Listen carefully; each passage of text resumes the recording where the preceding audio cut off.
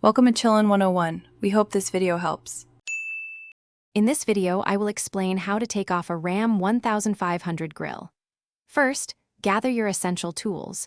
You'll need a 10mm socket wrench and a plastic trim removal tool. Always ensure your truck is safely parked on a level surface with the engine completely off.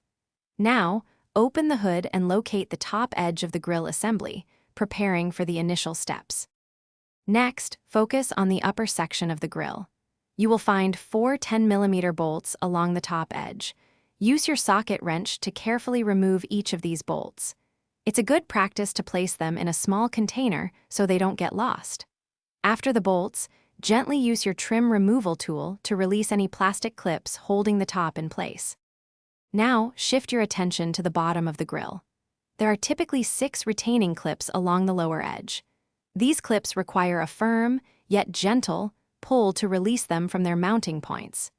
If your grill has fog lights or sensors, carefully disconnect any electrical connectors by pressing their release tabs before proceeding further.